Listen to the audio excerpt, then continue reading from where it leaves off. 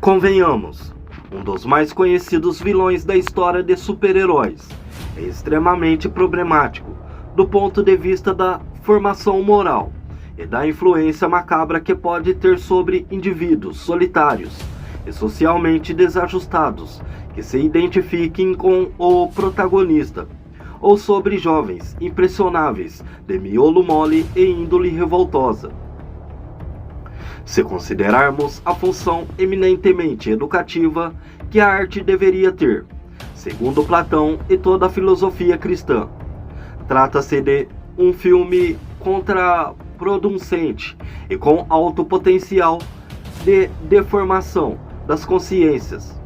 E isto não só por vermos nele certa legitimação ou até uma glorificação da vingança, da selvageria vingativa e do caos socialmente justificado, mas inclusive pelo modo péssimo como o protagonista não lida psicologicamente com as violências de que foi vítima. Considerando estes fatores, pode-se discutir até se não lhe seria cabível uma censura mais restrita, já que até adolescentes de 16 anos podem vê-lo de acordo com a classificação brasileira. Porém, também há méritos nesse filme que não podemos deixar de ressaltar.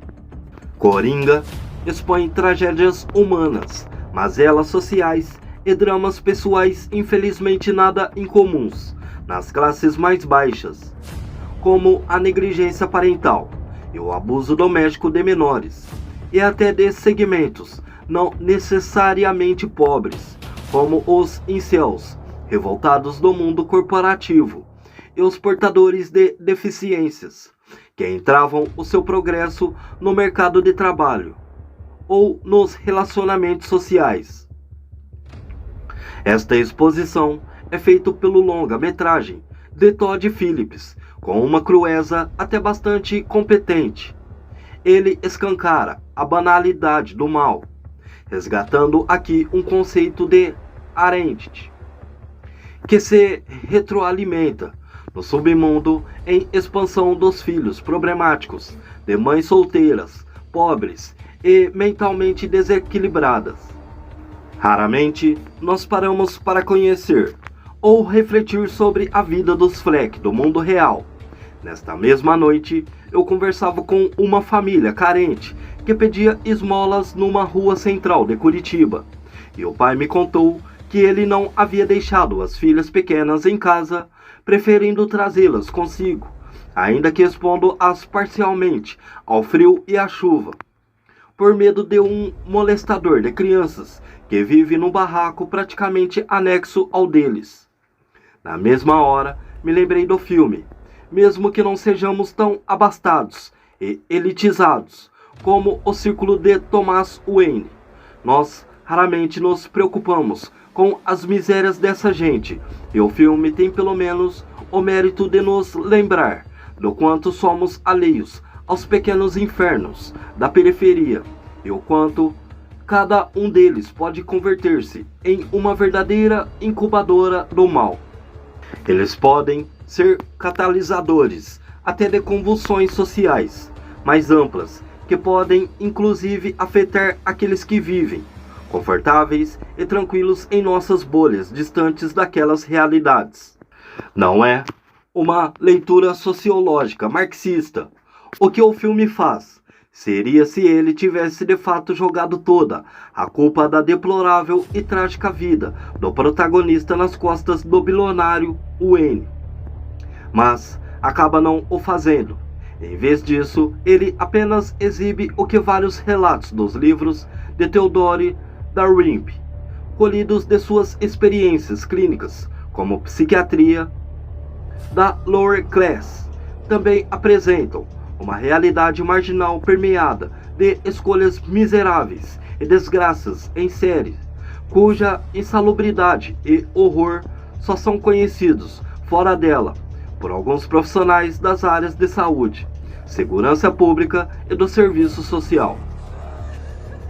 Muitas vezes, apenas estes profissionais remunerados, ou às vezes nem estes, como a psicóloga do filme, se importam realmente com a condição daquela gente.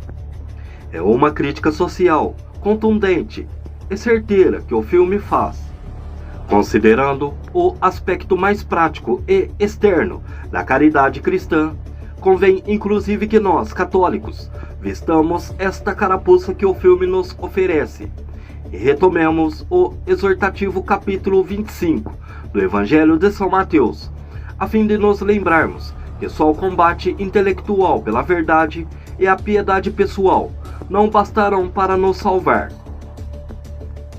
É preciso que nos importemos sinceramente com quem está nas fossas e precipícios do mundo cão também. Não por medo de que eles se tornem palhaços sociopatas e voltem para se vingar da nossa negligência, mas por amor sincero a Deus e aos nossos semelhantes que sofrem, ou pelo menos por medo do infortúnio eterno que aguarda os egoístas e os hipócritas.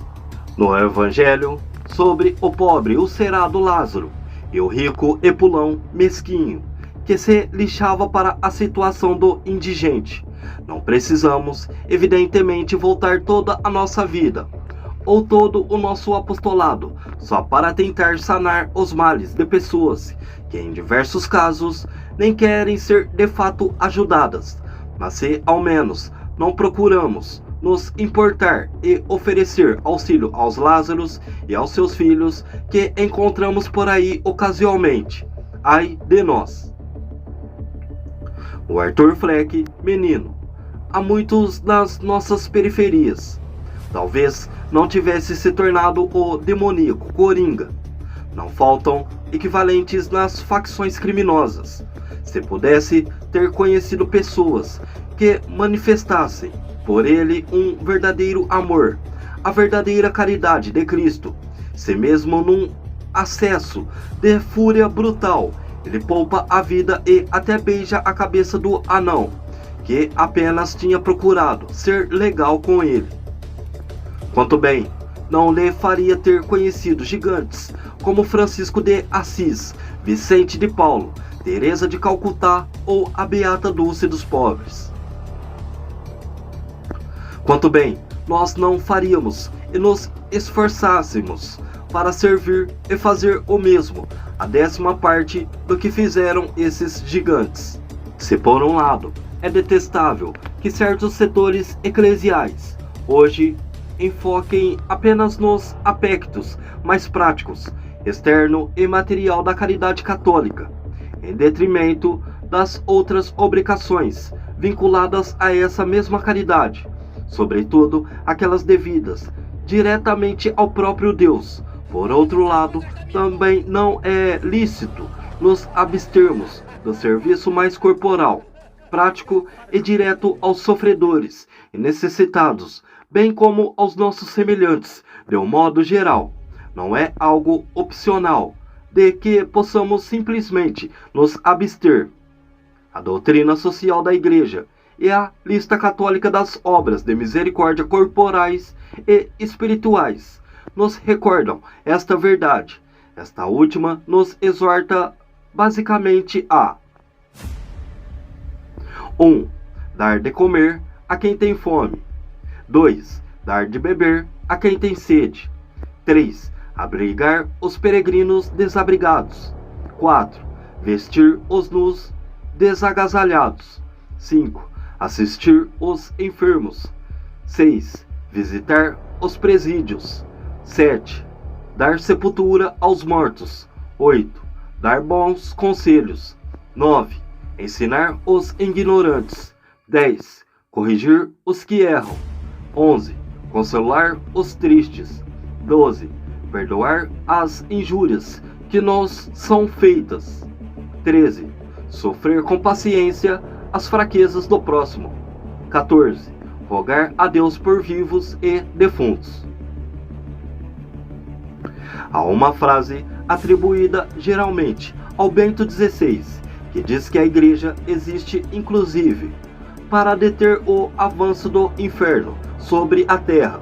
De fato, e é nosso dever, inclusive, evitar que novos coringas novos agentes do caos e semeadores do inferno surjam de uma infeliz coincidência do pecado ativo de uns com a omissão indiferente de outros. Não é católico contentar-se em ser apenas legal com os seus semelhantes, satisfazer-se em ser um anão no exercício da caridade não condiz com a alta vocação a qual fomos chamados. Nós temos a plenitude dos meios de salvação, e nosso Salvador bem nos advertiu, a quem muito foi dado. Abençoe-nos, ó Deus Todo-Poderoso, Pai, Filho, Espírito Santo. Amém.